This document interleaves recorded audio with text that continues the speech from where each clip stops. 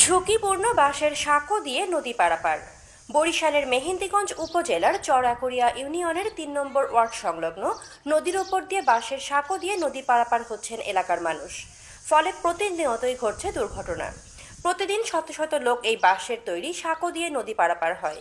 নদীটির পাড়ে রয়েছে বিভিন্ন সরকারি বেসরকারি গুরুত্বপূর্ণ স্থাপনা। প্রতি বছরই এলাকাবাসীর সহযোগিতায় সাঁকোটি সংস্কার করা হয়।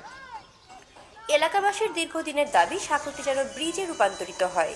বরিশাল মেহেন্দিগঞ্জ প্রতিনিধি মশিউর রহমান সুমনের তথ্য ও চিত্র দেখুন বিস্তারিত। নদীর পারে এখানে আপনারা দেখতে পাচ্ছেন একটি অবহেলিত ব্রিজ। সাঁকো দীর্ঘদিন যাবৎ পরে আছে। এই সাঁকো দিয়ে হাজার হাজার লোক প্রতিদিন দৈনিক আসা যাওয়া করছে। এখানে রয়েছে পাশে সরকারি প্রাথমিক বিদ্যালয়। এই সরকারি প্রাথমিক বিদ্যালয়ের প্রতিদিন 500 থেকে 600 ছাত্রছাত্রী এই সাঁকো দিয়ে আসা যাওয়া করে এবং প্রতিদিনই ঘটছে যে কোনো দুর্ঘটনা। তাই এলাকাবাসীর দীর্ঘদিনের দাবি এই সাঁকোটি যেন ব্রিজে রূপান্তরিত করা হয়।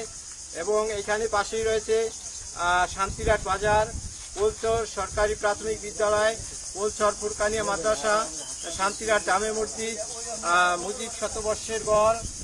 আপনারা দেখতে পাচ্ছেন মুজিব শতবর্ষের গড়, পাশেই রয়েছে মুজিব শতবর্ষের গড়। আর আমাদের এখানে পাশে রয়েছে সরকারি গোডাউন। তাই এলাকাবাসীর দীর্ঘদিনের যাতে এই শাখাটা ব্রিজ হয়ে যায় অতি দ্রুতের মধ্যে, আমরা এই কামনাই করি। এই কামনা আমাকে বউকে ব্যথা পাই, আমাকে বউকে ব্যথা পড়ে যায়, পা ভাঙিয়ে যায়, পড়ে যাইয়া বউ ব্যথা পাই। চেষ্টা করে দেওয়া হোক এবং শান্তিহাট থেকে ওই যে রাস্তাটা আছে রাস্তাটা করে দেওয়া হোক। এবং এই যে এখানে জেলেরা আছে, জেলেরা যেতে পারে না, ওই উপরে ঘর আছে। আমাকে মনে হয় কি ভাগ্য খারাপ নাকি সবখানের জোয়ার হইলো, কিন্তু আমাকে এই কাজটা হইলো না। অনেক বয়স্ক মানুষ পড়িয়া যায়, প্রায় 1000-এর মতো মানুষ দৈনিক আপ ডাউনে